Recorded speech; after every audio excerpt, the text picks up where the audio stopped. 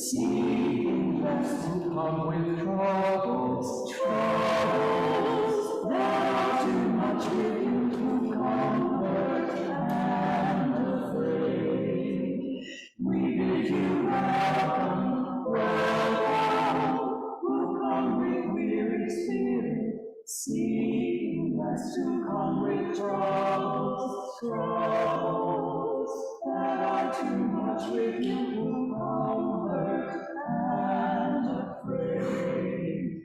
We bid you welcome, welcome, who come with hope in your heart, who come with anxious of faith, your sin, yourself, who come from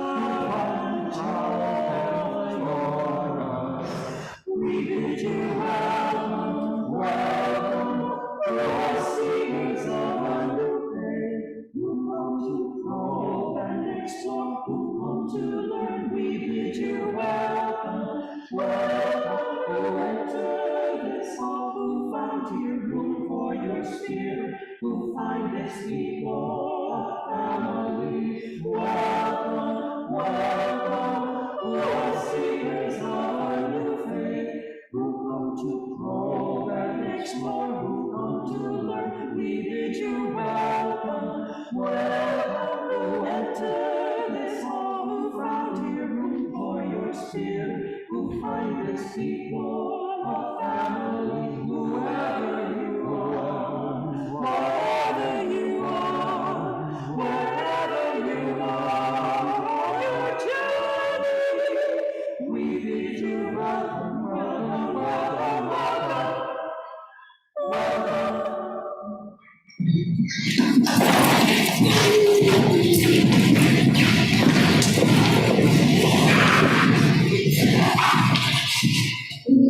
Good morning, First Universalist.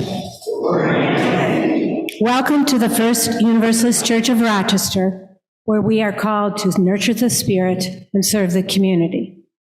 I am Kitty Forbush, she, her, as your worship associate this morning, and with me today are Reverend Kelly Spahr, she, they, is our speaker, and for our music was Just Bots, and Theo Munson, she, her, and Howard Spindler, he, him.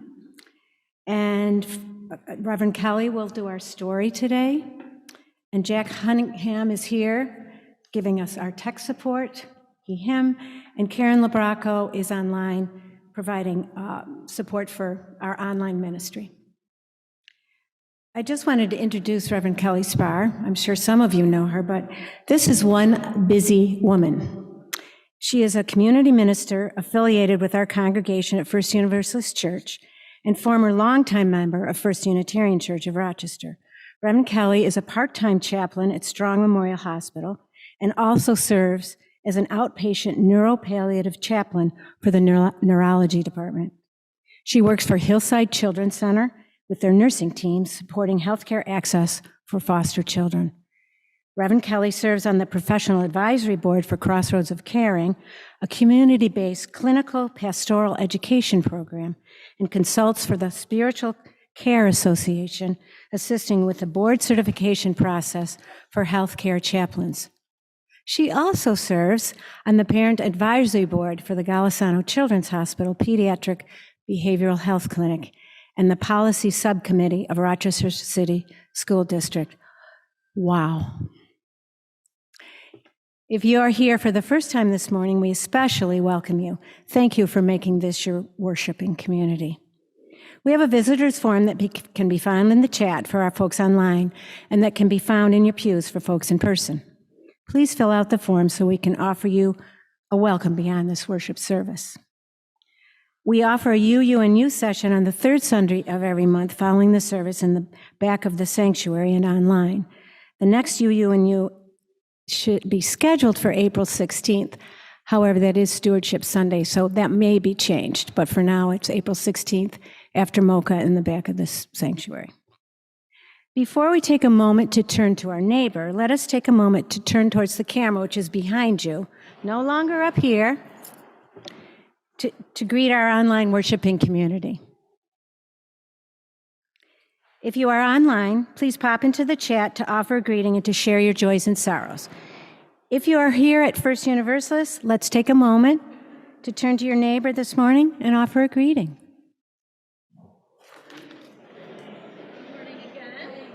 Good morning. Good morning. Good morning. We're a team. Oh, Kitty, you're freezing. Always. I'm usually the one that's freezing when I have hot. Here, I'm always warm. Maybe I can help you. I'm always cold.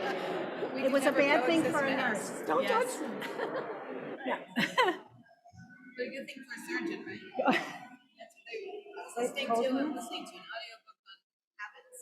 They talk about these neurosurgeons. They keep the room 60 Very degrees. cold. All awards are cold. Yeah, Yep. because it steadies their Settings here. attention. I just been watching on Netflix this thing called Emergency something. It's live documentary about emergency rooms in 18.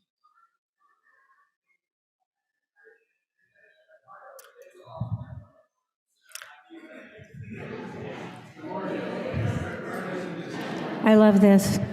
This is like herding cats to get you all back here. I just want to make a correction in your order of service, despite many efforts from me from Florida this week to correct this on the spreadsheets with Emma, with Brock. The hymns are listed wrong. They are correct up here, okay? So our first hymn, our opening hymn today, is When Our Heart is in a Holy Place. So please stand, rise in body or spirit to sing that together.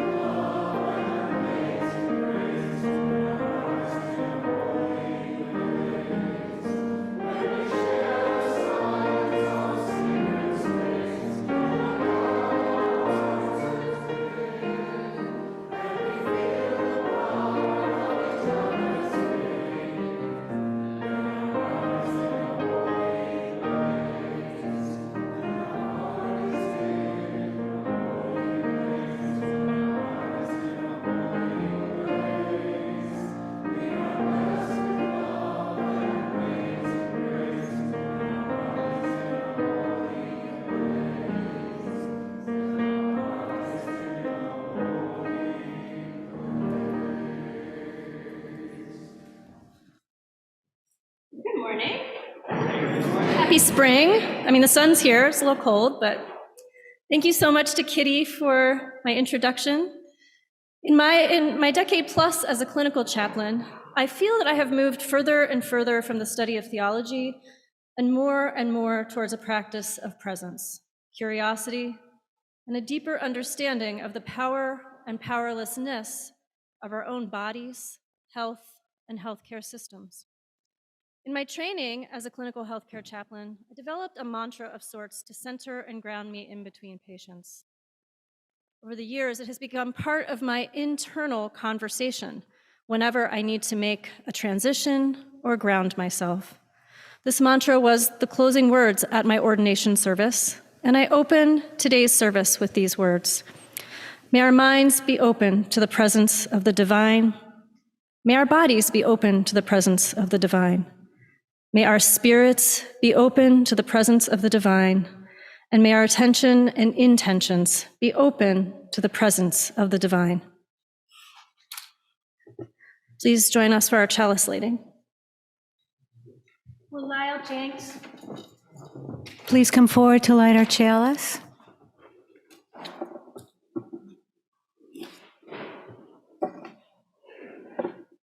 As Lyle lights our chalice here at First Universalist and our online folks light theirs at home, may we say our chalice words together in unison. May we be a people of welcome, here to grow in heart and mind and spirit, and may we reach out to serve our community. I'm just going to put on another hat for a moment as one of the co-chairs with Brian Moomey of the 2023-2024 stewardship campaign, Draw the Circle Wide. Just a reminder, as you should have received your pledge packets in the mail, to get your pledge cards back to the church by April 16th, which is Stewardship Sunday. We thank you in advance for your consideration and your generosity. No pledge is too big or too small. Every pledge matters. And I just wanted to remind you to sign up to partake in a stewardship circle if you haven't yet. There will be a sign-up sheet there's Ann. She will be in Mocha at a table for you to sign up. There's a few left. And tomorrow, specifically, there's one at Theo and Steve Munson's house at 2 p.m. So if you want to go to that one, please. There's plenty of room. Only 2 people have signed up.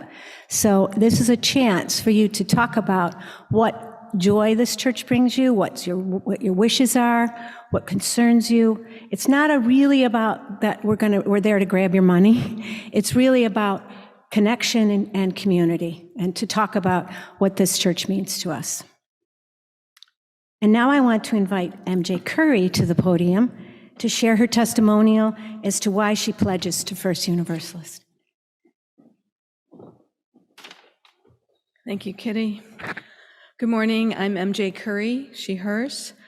The last time I gave a church testimonial sometime before the pandemic, I highlighted the warm welcome that I and my partner Moritz Wagner found when we walked into this beautiful building to check out the congregation. For me, the warmth of this church has only grown since then.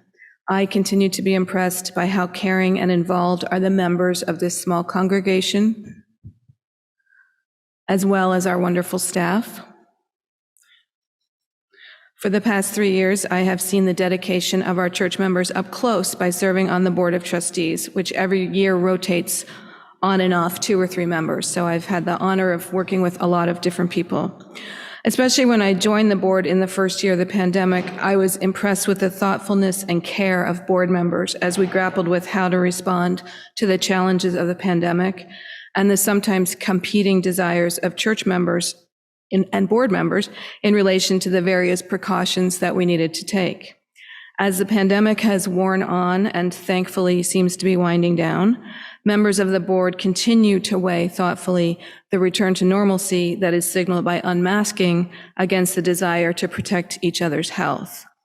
In my experience, board deliberations have been respectful and caring even when we don't all reach the same conclusions. I'm rotating off the board this May, but I will continue to support the church financially through my pledge and emotionally by staying involved in activities like MOCA, the archives work, and the garden committee. Thank you very much for listening.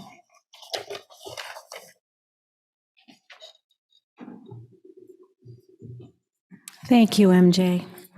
And now can you rise in body or spirit for our affirmation of faith and singing the doxology.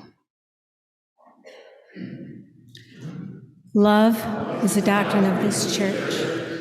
The quest for truth is its sacrament, and service is its prayer. To dwell together in peace, to seek knowledge and freedom, to serve humanity in fellowship, to the end that all souls shall grow to with the source and meaning of life. Thus do we covenant with each other and with all.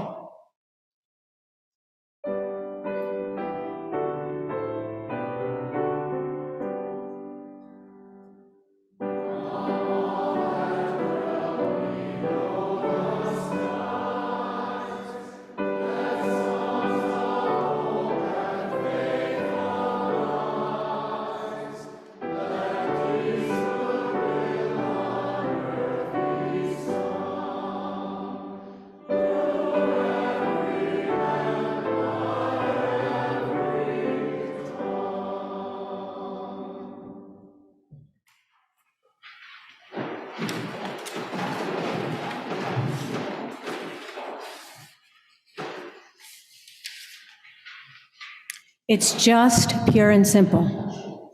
This church could not be what it is and what it gives back to us without all of you. This is our church. And every time you give to this church, you are solidifying our mission to nurture the Spirit and serve the community. If you are a first-time visitor here at First Universalist, please feel free to let the basket pass. And if you're online, there is a link in the chat to donate online, or you can click the code on the back of your order of service. So the offering will now be given and gratefully received.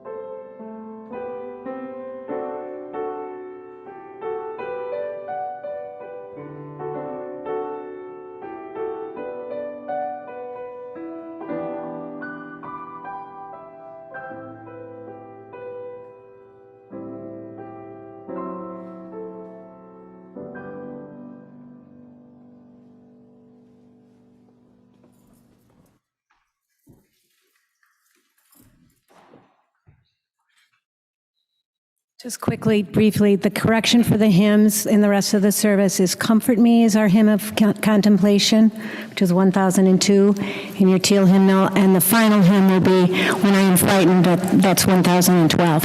The words will be correct on the screen.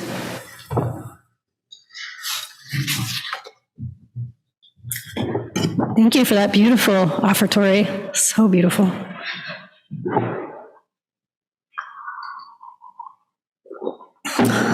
The story for all ages today is called Old Turtle. I believe we'll have some slides up there, if all goes well, of the illustrations, which are absolutely gorgeous. And I know that, before I read this, I know that talking about God can be a touchy thing in UU churches, right?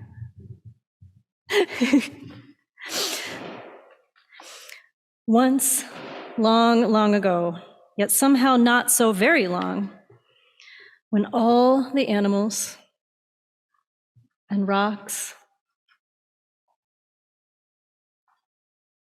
and winds and waters and trees and birds and fish and all the beings of the world could speak and understand one another, there began an argument. It began softly at first, quiet as the first breeze that whispered, "He is a wind who is never still," quiet as the stone that answered, "He is a great rock that never moves," gentle as the mountain that rumbled, "God is a snowy peak high above the clouds," and the fish in the ocean that answered, "God is a swimmer in the dark blue depths of the sea." "No," said the star, "God is a twinkling and a shining far, far away." "No," replied the ant, "God is a sound and a smell and a feeling who is very, very close." "God," insisted the antelope, "is a runner, swift and free, who loves to leap and race with the wind." "She's a great tree," murmured the willow, "a part of the world, always growing and always giving." "You are wrong," argued the island. "God is separate and apart." "God is like the shining sun, far above all things," added the blue sky. "No, he is a river who flows through the very heart of things," thundered the waterfall. "She is a hunter," roared the lion. "God is gentle," chirped the robin. "He is powerful," growled the bear. And the argument grew louder and louder and louder. "Stop!" A new voice spoke. It rumbled loudly like thunder, and it whispered softly like butterfly sneezes. The voice seemed to come from, it seemed to come from Old Turtle. Old Turtle hardly ever said anything and certainly never argued about God. But now Old Turtle began to speak. "God is indeed deep," she said to the fish in the sea, "and much higher than high," she told the mountains. "He is swift and free as the wind and still and solid as a great rock," she said to the breezes and stones. "She is the life of the world," Turtle said to the willow, "always close by, yet beyond the furthest twinkling star," she told the ant and the star. "God is gentle and powerful, above all things and within all things." "God is all that we dream of and all that we seek," said Old Turtle, "all that we come from and all that we can find. God is." Old Turtle had never said so much before. All the beings of the world were surprised and became very quiet. But Old Turtle had one more thing to say. "There will soon be a new family of beings in the world," she said, "and they will be strange and wonderful. They will be reminders of all that God is. They will come in many colors and shapes, with different faces and different ways of speaking. Their thoughts will soar to the stars, but their feet will walk the earth. They will possess many powers. They will be strong, yet tender, a message of love from God to the earth, and a prayer from the earth back to God." And the people came. But the people forgot. They forgot that they were a message of love and a prayer from the earth, And they began to argue about who knew God and who did not, and where God was and was not, and whether God was or was not. And often the people misused their powers and hurt one another or killed one another, and they hurt the earth, until even the forests began to die. And the rivers and the oceans and the plants and the animals and the earth itself, because the people could not remember who they were or where God was, until one day there came a voice like the growling of thunder, but as soft as butterfly sneezes. Please stop. The voice seemed to come from the mountain who rumbled, sometimes I see God swimming in the dark blue depths of the sea. And from the ocean who sighed, he is often among the snow-capped peaks, reflecting the sun. From the stone who said, I sometimes feel her breath as she blows by. And from the breeze who whispered, I feel his still presence as I dance among the rocks. And the star declared, God is very close. And the island added, his love touches everything. And after a long, lonesome, and scary time, the people listened and began to hear and to see God in one another and in the beauty of all the earth. And Old Turtle smiled, and so did God.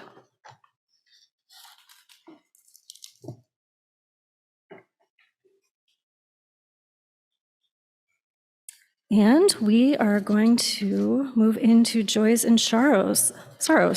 I invite you into this reverent time of sharing the joys and sorrows of our gathered community. If you would like to, you can place your hand over your heart to be able to listen from this heart-centered place.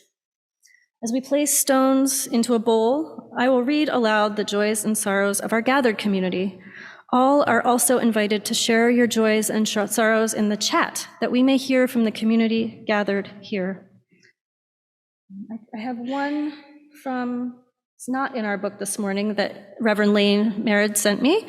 It is from Donna Anderson, who says, Tom and I will be out of town to celebrate our 56th wedding anniversary. Married April 1st. We said if it doesn't work out, it'll be April Fool's.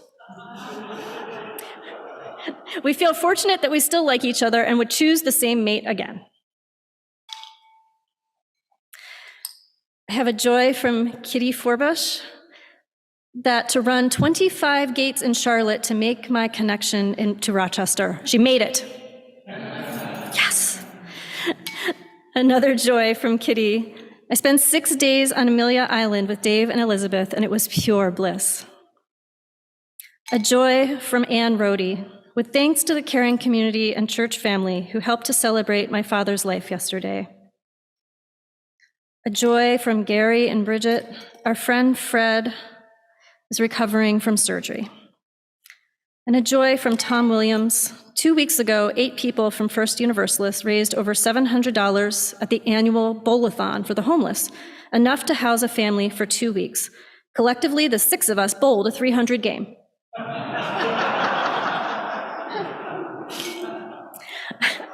Have a sorrow from Tom Williams, in fond memory of Donald Rhodes Sr., who passed away Thursday after a long illness.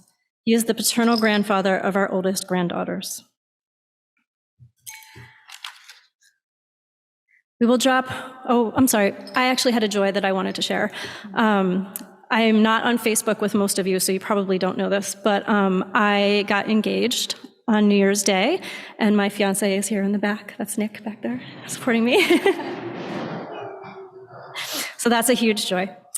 And now we will drop one stone into the bowl for all the joys shared by our online community, and we will drop one stone to represent all the sorrows shared by our online community.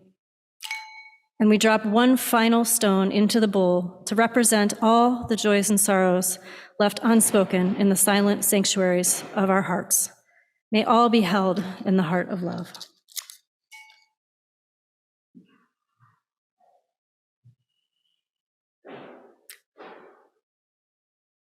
Please join me in a spirit of meditation and prayer.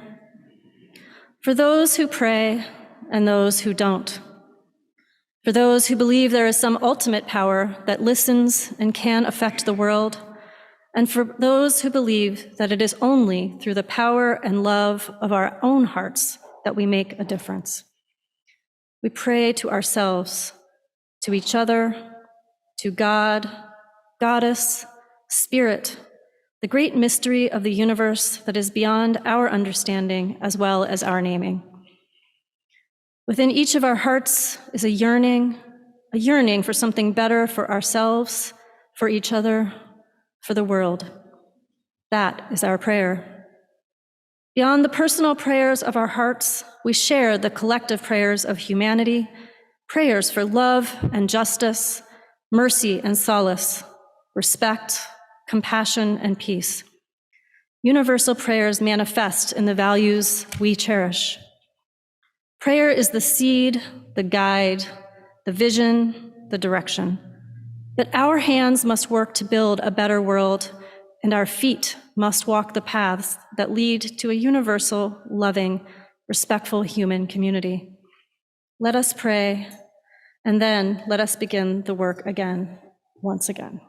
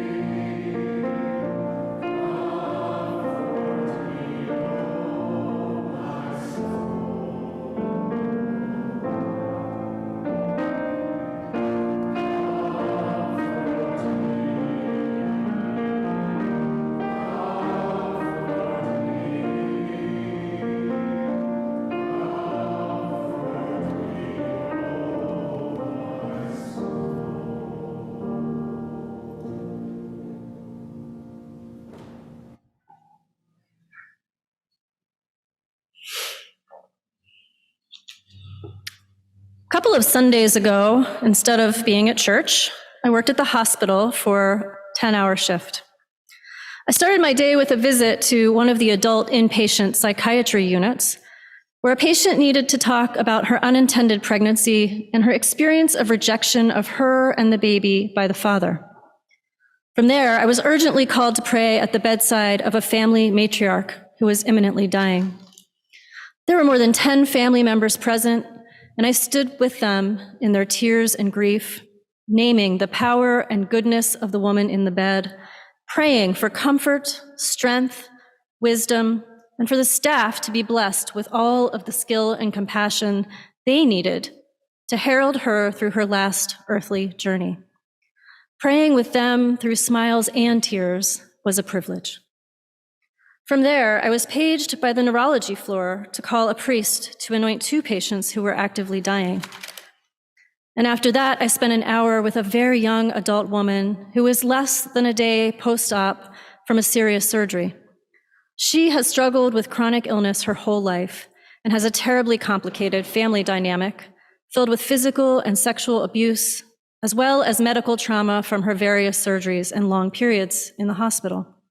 She hated that she might be seen as a problem patient for self-advocating during a long and painful night before.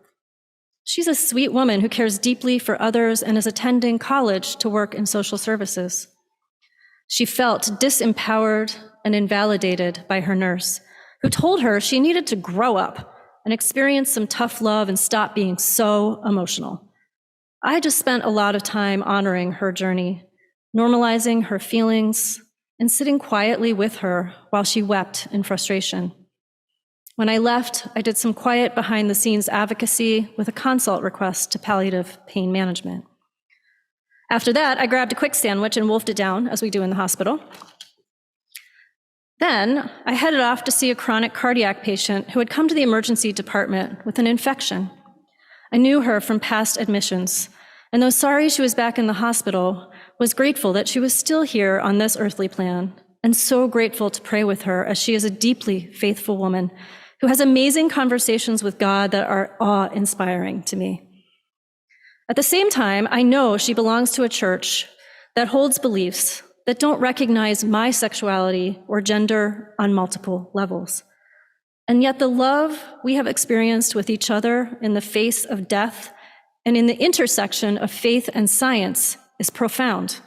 The way she prays moves my spirit. She talks to God with so much love and faith and passion that it quite literally gives me chills. It reminded me of a prayer about prayer that in my mind helps to make sense of the prayers that I share with patients and families and holds me to seeing the inherent worth and dignity of each person. Melos writes, "You ask me how to pray to someone who is not. All I know is that prayer constructs a velvet bridge, and walking it, we are aloft as on a springboard, above landscapes the color of ripe gold, transformed by a magic stopping of the sun. That bridge leads to the shore of reversal where everything is just the opposite, and the word is unveils a meaning we hardly envisioned. Notice. I say we, there, everyone separately, feels compassion for others entangled in the flesh, and knows that if there is no other shore, we will walk that aerial bridge all the same." When I got back to the office at noon, yes, this was just the first 3 hours of my shift, I was going to chart, but I was called to pull out Malcolm Boyd's book of prayers. It's called Are You Running With Me, Jesus? This book is a collection of conversations with Jesus by an Episcopal priest in the 1960s. The one that I found myself called to reread felt like an empathetic connection to the young woman I spent so much time with earlier. Boyd prayed, "I'm crying and shouting inside tonight, Jesus, and I'm feeling completely alone. All the roots I thought I had are gone. Everything in my life is in upheaval. The moment is all that matters. The present moment is of supreme importance. I know this. Yet in the present, I feel dead. I want to anchor myself in the past and shed tears of self-pity.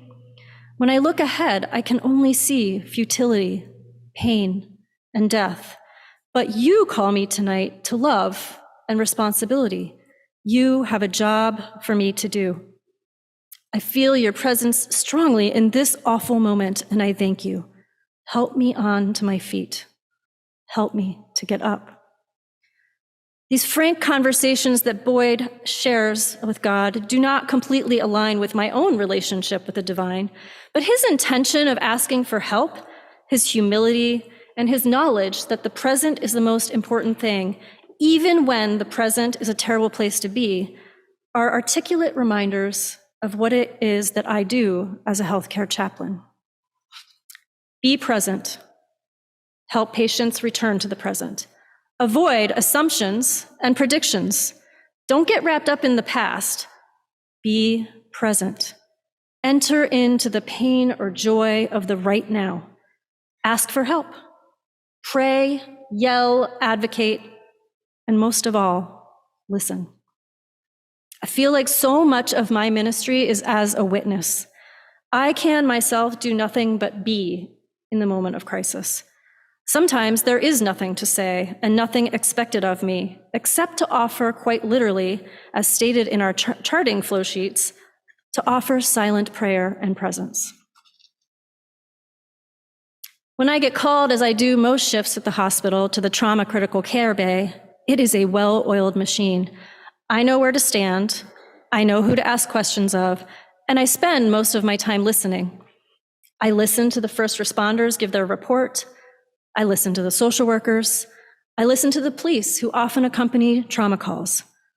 I listen to the doctors, the nurses, the radiology team. I hold that moment in both hands with my spirit and my heart, with silent prayer until the moment has passed.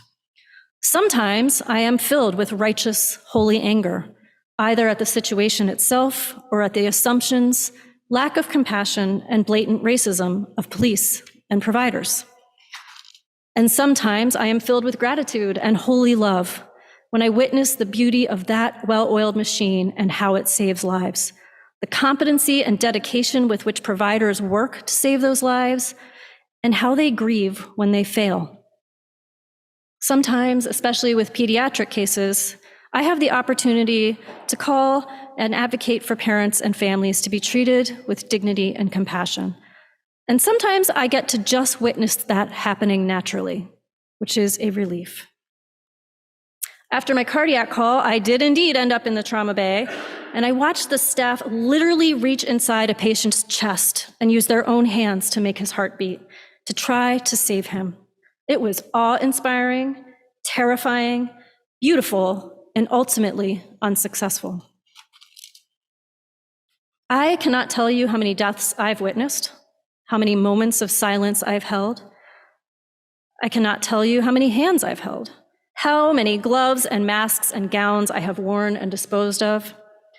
I cannot tell you how many prayers I have said, how many babies I have baptized, how many parents and children I have comforted, and how many sweet memories have been shared with me, a stranger, welcomed into the love and connection of families unknown to me.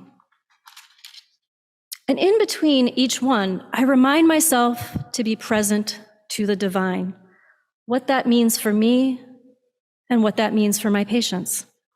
It is my ministry to be present to them and their journey. It is not my ministry to convince them of anything, or to argue about their political beliefs, or to bring them to Jesus against their will because their spouse is worried they won't be together in heaven. As Melos said, notice, I say we.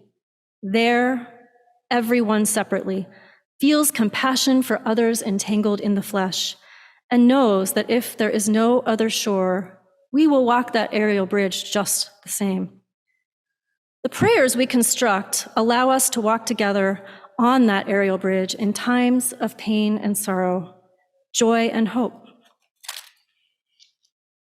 The other piece of my ministry is to be part of a team. It is a great joy for me to work in the outpatient neuropalliative clinic at URMC. At the hospital, I am part of a team, but it is ever-changing, ever-moving, a fleeting collection of providers who come together for an acute situation. In my palliative care work, I have a different opportunity for presence. I have patients I see regularly, and I support caregivers and families as well. I am part of a well-oiled machine there as well. It's the same team every week. We chat, we send emails, we see each other regularly, and at the heart of it, we believe in patient-centered care and the care of the family. Being present to chronically ill patients in chaplaincy is a very different but eerily similar experience of being at the bedside of a murder victim or sitting on the floor cradling a mother and father who have lost their infant. The emotions that are present are the same, but we have the chance to be present to them and their challenges in a different, longer-term, focused way.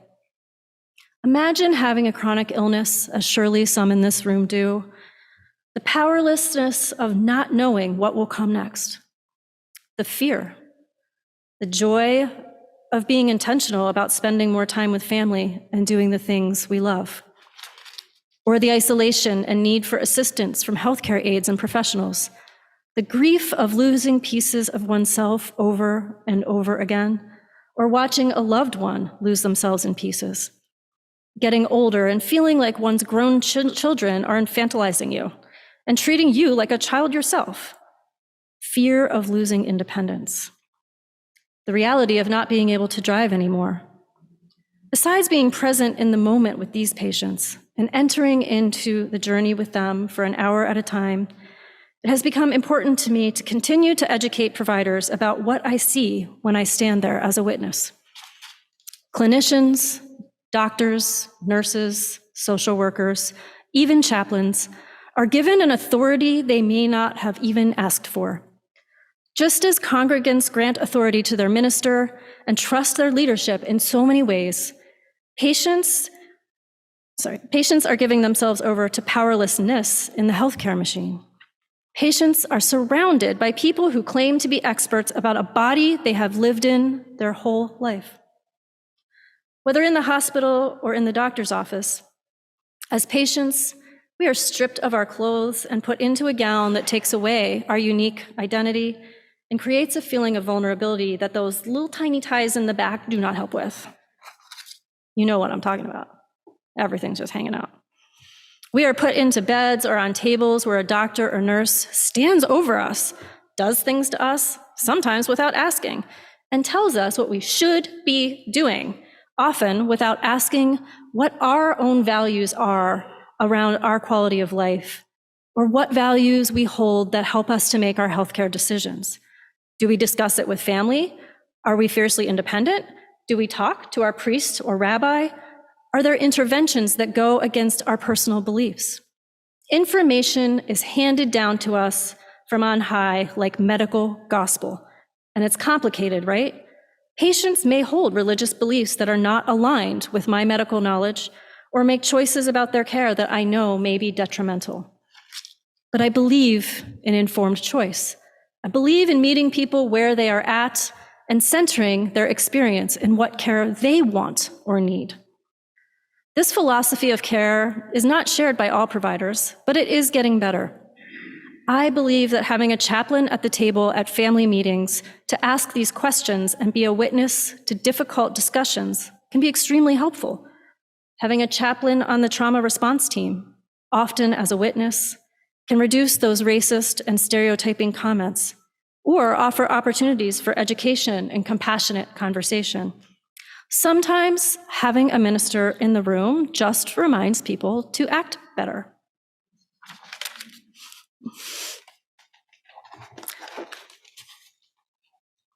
Chaplains remind providers that we are a team, and that jaded though we might be or get, it is a human being in front of us, worthy of dignity and respect and fair treatment.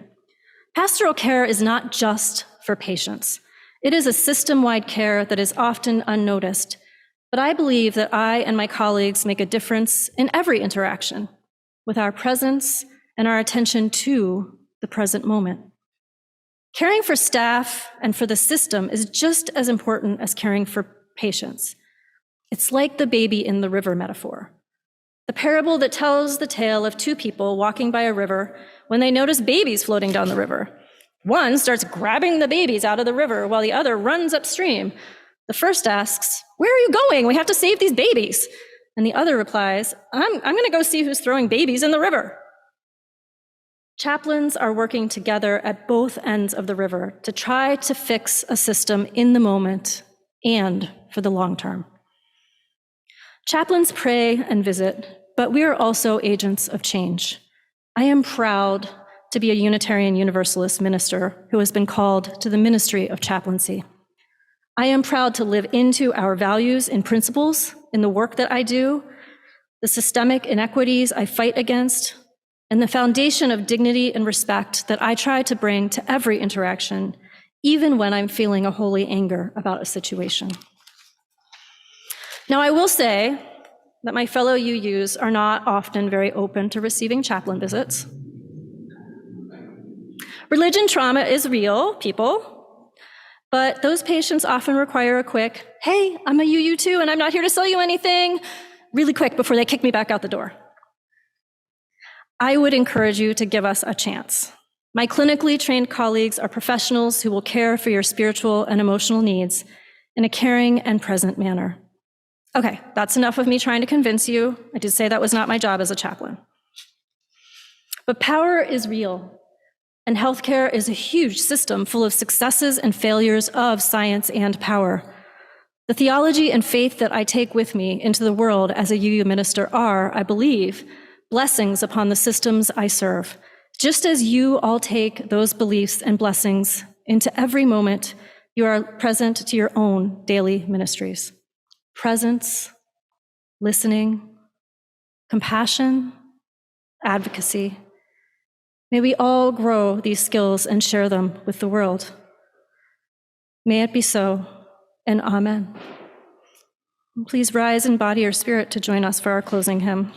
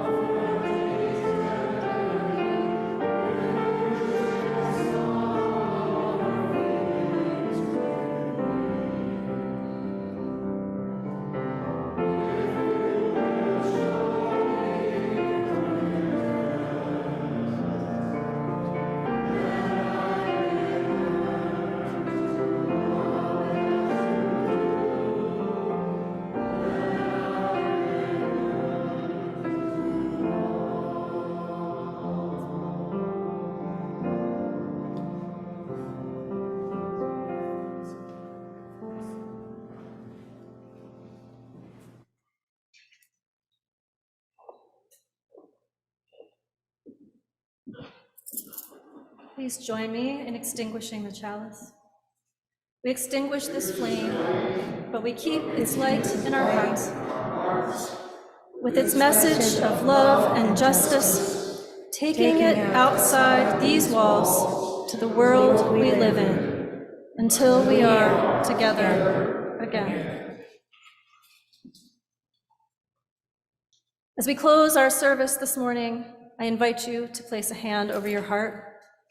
If you are joining us online, I invite you to turn your settings to gallery view and look upon the faces of those here with you. For those of us in the room, take a moment to look around at those here with you today. I sometimes think the stars are God's tears. Even God's sorrow creates sources of great illumination, joy, and beauty through these celestial bodies. At our very best, we human beings are microcosms containing within us sparks of divinity. Sometimes I think my own heart, shattered by sorrows, is like a cascade of diamonds.